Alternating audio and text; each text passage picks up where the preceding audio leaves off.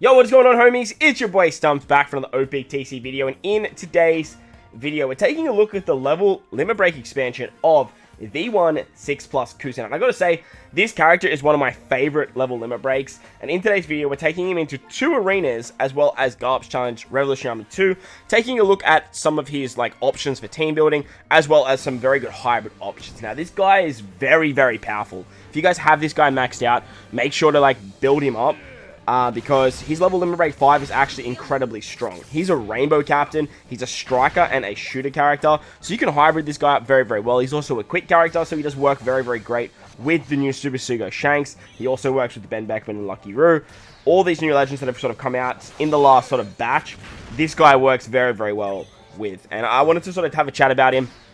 I wanted to showcase what he can do, because he's a very, very good unit. Now, with his limit break expansion, he goes up to a 5.25 times captain. However, I don't have my KUZAN limit break expanded. Mine is just basically just your standard level limit break. So, at normal level limit break, reduces his own cooldown by 3 turns at the start of the quest, and then furthermore reduces the crew's cooldown by 1 turn. So he gives himself 4 turns of cooldowns, and then if you run another one, you get another turn, so you get 5 turns. So you're getting 5 turns of cooldowns on both your captains if you're doing something like what you see here, where we are running double KUZAN, which is great for sort of speeding through old content like arenas and stuff like that.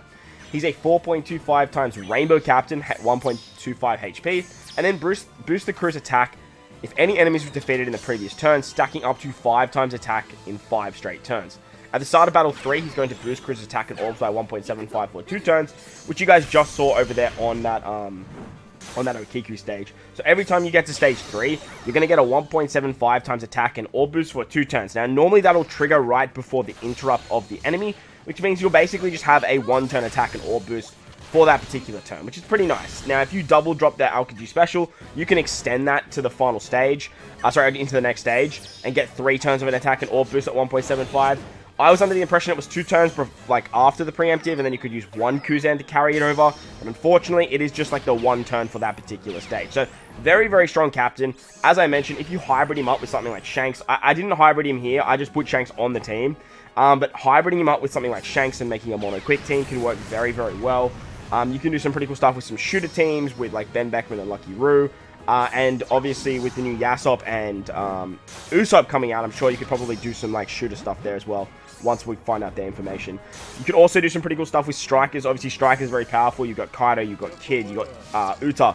So you have a lot of very good options. Yamato, a lot of great options when it comes to running this guy with the shooter teams, as well as the striker teams. You can do quick stuff, or you can just do rainbow stuff as well. Remember, he's a rainbow captain, and getting up to 5.25 is no slouch.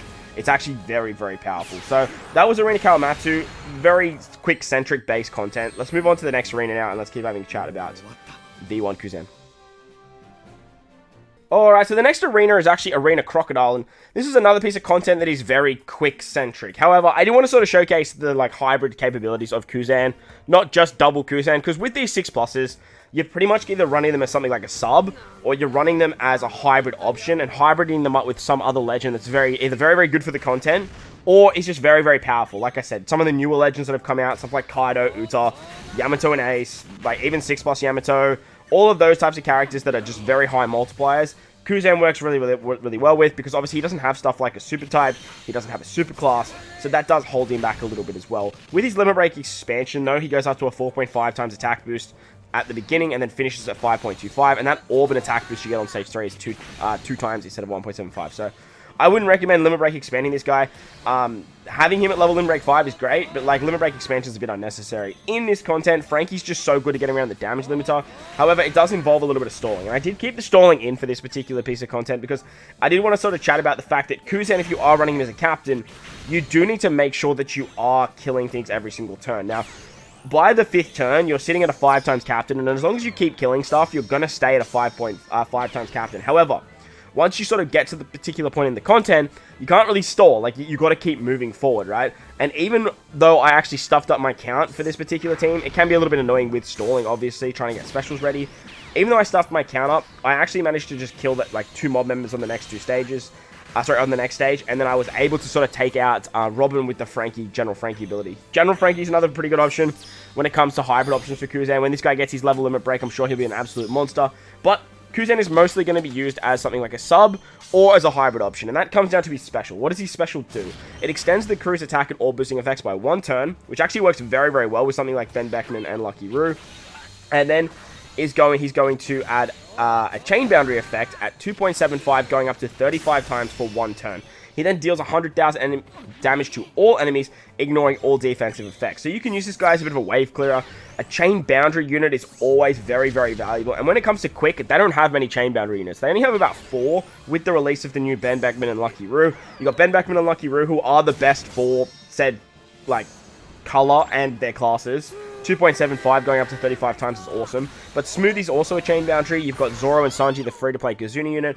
And now you have this level limit break KUZAN as well. So that works out pretty nicely for those classes that he boosts, as well as the quick color. If you guys are missing something like Ben Beckman and Lucky Roo, or you want to do some hybrid options and run like a shooter team and run like Ben Beckman, Lucky Roo with this KUZAN as a hybrid option there. So chain boundary units, very, very valuable. Extending the attack and all boost is kind of mid.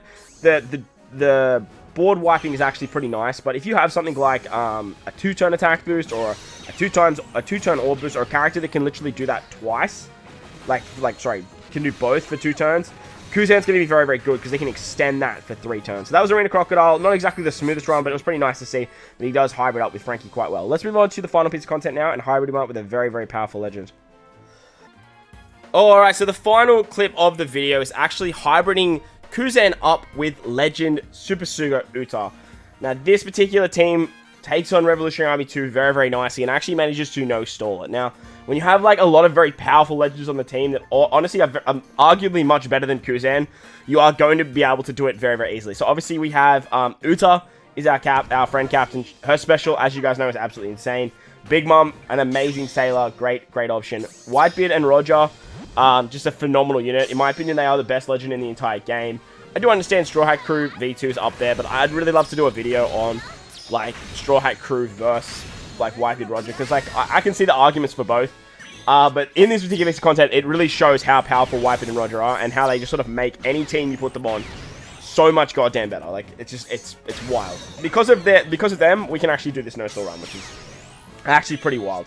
So with Revolutionary Army 2, there's a lot of paralysis, and hybriding KUZAN up with something like Uta, you can actually get around it very, very nicely. We have Kaku, he has a striker unit, and this whole team is striker-based, as well as cerebral-based with Pudding. Pudding, I've just been using Pudding so much lately. She's just such a great unit, because she can give 2 turns of cooldowns, she has a very low cooldown, she can remove Bind, she can remove Despair. She's just absolutely awesome when it comes to doing these like very fast runs and these speed runs. She's like my go-to. So shout out to Flamevius, Legend Pudding. Your girl's doing well, homie. As you guys will see here, we are sort of tearing through thanks to Uta's special, and it does help us out quite a bit, getting that Rockstar buff. However, with KUZAN, he's not really built for this like long pieces of content, right? He's more designed for stuff like arenas, for coliseums, clashes, all of that crazy stuff that just involves like 5 turns, and then you've pretty much finished the content. Because you get that attack and you get that orb boost on stage 3, which on this stage we get it against Hack. Now, I actually use Uta's buff anyway, so it wouldn't really matter if I had KUZAN's buff or I had Uta's buff, so it doesn't really matter too much. However, in long content where you are sort of killing things every single turn, KUZAN is actually getting like stronger and stronger and stronger. If you aren't killing things every single turn, you're obviously going to revert back to that 4.25 times attack boost for your captains. So just be mindful of that when you are doing that sort of stuff.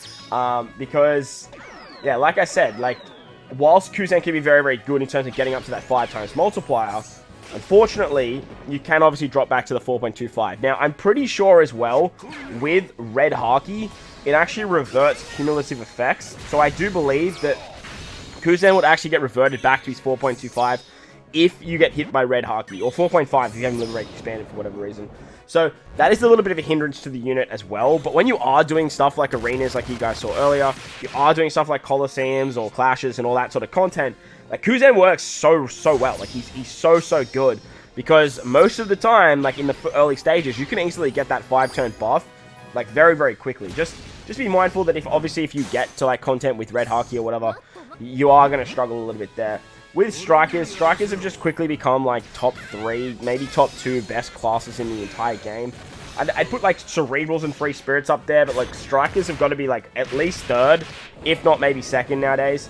We'll have to sort of have a look at the classes, and I might do a bit of a tier list sort of discussing what classes are very, very good and where they sort of sit in terms of their ranking of 1 to 8. But strikers, they are no slouches. Obviously with Uta, with Yamato, Ace Yamato, Kaido, like they have a lot of very good units. Kids, Super Tandem Kids, another very, very good option as well. So, strikers just keep getting better and better. And if you have this KUZAN level Limber Rate Plus, but you don't have some of those newer legends, stuff like Uta, stuff like Kaido, you could easily do some hybrid shenanigans this way, which is actually pretty cool. Now, Kaido does struggle the most in stuff like Super Boss Kazuna, but obviously with more striker support that he gets, or more powerhouse support that he gets, that's going to change very quickly. With the release of Super Secret Shanks, he's very, very good at that, doing what Kaido can't. However, once Kaido gets more support, like said KUZAN, it's just going to be game over for strength super bosses as well. So, overall thoughts on KUZAN are he's very, very strong. Like, he's honestly one of my favorite level limit breaks in the game.